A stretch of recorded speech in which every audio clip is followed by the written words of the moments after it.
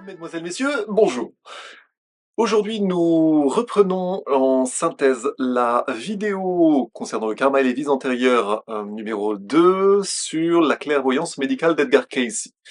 L'important à comprendre, c'est que c'est cette clairvoyance médicale, cette clairvoyance pas que médicale d'Edgar Cayce qui va nous permettre d'entrevoir d'autres réalités après seulement. Donc nous présentons ce sujet dans l'idée après d'aller voir plus loin. Donc nous avons évoqué Edgar Cayce, vraiment un personnage extraordinaire qui nous permet d'entrevoir d'autres réalités non conventionnelles. Un personnage absolument fascinant, on a vu qu'il n'y avait rien de spectaculaire par rapport, mettons, aux autres guérisseurs, il y avait surtout donc une clairvoyance sous hypnose avec des applications médicales d'une extraordinaire précision, une vision y compris à distance, stupéfiante, une stupéfiante exactitude des diagnostics médicaux et un mode opératoire avec plusieurs cas d'école. On a vu plusieurs cas d'école vraiment extraordinaires qui étaient souvent soignés par des remèdes combinés. Des remèdes combinés, mais vraiment davantage de nature médicale que des choses mystérieusement mystérieuses, voilà. Comme s'il avait, Edgar Cayce, sous hypnose, avec connaissance de remèdes, qui étaient vraiment des combinaisons de remèdes, mais le résultat, en tout cas, était là. Ce qui est intéressant, c'est qu'il y a une énorme documentation qui a été conservée pour preuve, donc c'est absolument ce que je vous dis là est absolument incontestable. Quiconque testerait ce sujet-là devrait d'abord aller vraiment investiguer le sujet pour après seulement prétendre réfuter ce que je suis en train de vous amener. Nous avons évoqué la biographie d'Edgar Cayce, la façon dont a été découverte sa capacité donc sous hypnose à soigner les gens. Il y a eu des explorations, des guérisons sous hypnose initialement sur lui, puis sur des tiers, sachant que cela a eu pour conséquence un certain nombre d'états d'âme chez Edgar Cayce et des freins, on va dire des freins psychologiques qui étaient clairement en lien avec son arrière-plan spirituel, celui qui était disponible à l'époque, donc sa culture chrétienne, qui avait du mal à considérer la médiumnité comme autre chose que diabolique. Toujours est-il que de proche en proche, avec justement une deuxième phase du développement de ces dons d'Edgar Cayce, nous avons évoqué la question de la rémunération des médiums, la question de l'utilité des dons et de la légitimité de se servir des dons, justement, à des fins altruistes. Dans la deuxième phase des développements des dons d'Edgar Cayce, nous avons eu des solutions à des énigmes médicales à l'époque et un cas de conscience qui finalement a été résolu chez Edgar Cayce simplement parce qu'on juge l'arbre à ses fruits. On juge l'arbre à ses fruits, donc principe tout à fait biblique. Et le bouche à oreille s'est fait au fur et à mesure, à force de guérisons miraculeuses, y compris à distance. Mais encore une fois, les dons étaient cadenassés par une utilisation uniquement altruiste, par opposition à divers tentatives mercantiles ou bien autres délires que Edgar Cayce a toujours refusé. Edgar Cayce s'est vraiment caractérisé par une réelle humilité qui est celle des véritables possesseurs de dons de haut niveau. Il a toujours voulu faire confiance à une certaine guidance divine plutôt que de faire une publicité ou d'accepter des publicités tapageuses concernant ses dons. Vraiment une sorte de foi du charbonnier à ce niveau-là, qui était très nette.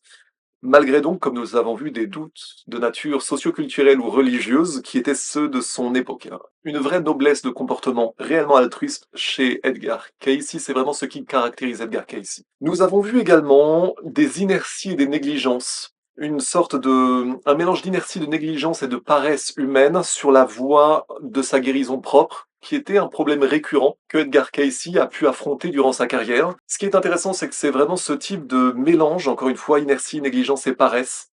et également lâcheté contre soi-même, je dis en plaisantant qu'on va souvent à reculons sur la voie de notre propre évolution. C'est ce qui souvent a caractérisé les rares moments où Edgar Cayce a été en but à des humains qui n'étaient pas eux-mêmes prêts à guérir ou qui étaient bien plus prêts à médire de lui ou à contester sans pour autant eux-mêmes être capables de se prendre en main. Là, c'est vraiment, on voit vraiment, et on le reverra, à quel point la guérison est également spirituelle. On ne peut pas, quelque part, guérir sans guérir également son état spirituel. L'état spirituel et l'évolution spirituelle conditionnent quelque part l'évolution du corps, et bien souvent le corps est malade parce que l'esprit et l'âme doivent comprendre quelque chose, ou bien souvent l'âme sait, mais c'est la personnalité qui nie, la personnalité qui est liée globalement à l'état socioculturel, à l'époque, etc. Donc beaucoup d'inertie humaine, facilitée en plus par un contexte socioculturel ou religieux, mais On le voit encore aujourd'hui clairement. Pour des thérapeutes, on va dire non conventionnels, il y a très souvent cette facilité humaine de vouloir des petites pilules et pas forcément de vouloir faire un chemin intérieur qui va nous amener sur la voie d'une guérison. Donc là, on a entrevu un gros sujet que l'on aura à développer dans d'autres contextes. Et en tout cas, Edgar Cayce, face à tout cela, était d'une extrême humilité, d'une extrême droiture, mais ces dons également se sont comme développés dans le temps. Et il est clair qu'il y a eu un nombre de cas d'école irrésolus qui ont été résolus par Edgar Cayce, et en ce sens, on dirait que ces états de service plaident complètement pour lui, et c'est ce qui, de fait, a résolu le dilemme de Case quant à la nature divine, clairement divine de ses dons et non pas diabolique, comme par exemple un christianisme bas du front aurait pu justement le conclure. Face à cela, on a vu d'inévitables suspicions, des méfiances tout à fait légitimes face à une potentielle charlatanerie de la part de Edgar Cayce, mais nous avons vu aussi qu'il a été validé par de grands personnages de son temps, notamment des vrais psychologues académiques. Edgar Cayce, en outre, a bénéficié de l'assistance d'humains de bien qui ont sympathisé, qui étaient des sympathisants de sa cause, très souvent parce qu'ils avaient eux-mêmes vécu ou bénéficié ou été témoins de guérisons miraculeuses à partir desquelles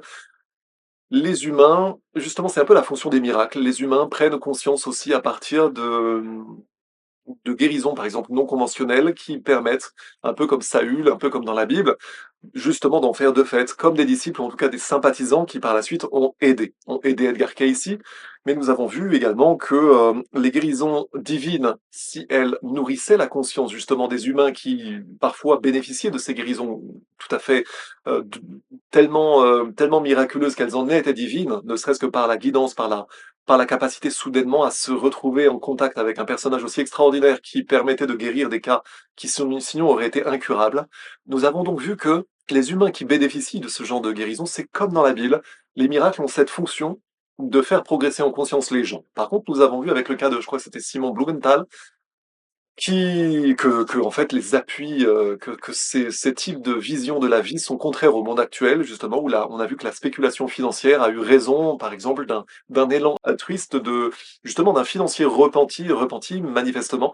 qui avait soutenu Edgar Cayce avant d'être malheureusement ruiné et donc de ne pas avoir pu continuer une œuvre de soutien en faveur d'Edgar Cayce. Néanmoins, c'était donc intéressant. Les guérisons nourrissent la conscience, créent des prises de conscience, malheureusement qui sont contraires au monde actuel, mais ça n'empêche pas justement de former des môles de résistance qui continuent de fait. Nous avons évoqué la biographie d'Edgar Cayce en 1942, qui a été le début d'une trop grande notoriété qui est devenue problématique. Et comme souvent chez les vrais guérisseurs, la conscience voulant absolument servir et servir et servir, il s'est épuisé à ce jeu et il a fini par en mourir. Par contre, la légende de Edgar Cayce,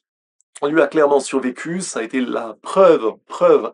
intemporelle de l'efficacité des médecines combinées. Des médecines vraiment de toute nature, aussi bien des remèdes ultramodernes pour l'époque que des remèdes de grand-mère ou des combinaisons de divers, par exemple les manipulations, l'ostéopathie, la chiropraxie, où voilà, il y a souvent des choses combinées, mais qui étaient de nature clairement à faire progresser la science à ce niveau-là. Et c'est un cas, donc encore une fois, Edgar Cayce est un cas extraordinaire de la façon dont on peut obtenir de l'information non conventionnelle qui peut être utile, clairement utile, pour les humains lorsqu'elle est bien utilisée, c'est-à-dire dans une optique d'altruisme. Ce qui est intéressant par la suite, on le verra, c'est que les enseignements tirés des leçons des lectures d'Edgar Cayce ne se sont pas limités et loin s'en faut au domaine médical, et ça sera notre sujet d'ouverture pour la suite, puisque je vous ai dit que Edgar Cayce sert de point d'entrée pour aller étudier justement d'autres aspects que sont notamment les vies antérieures et les causes des causes des causes des souffrances des humains en ce monde. Voilà donc pour la synthèse de cette partie 2 qui donc ouvre sur après les vies antérieures. Je vous remercie de votre attention et je vous donne rendez-vous donc dans les vidéos suivantes.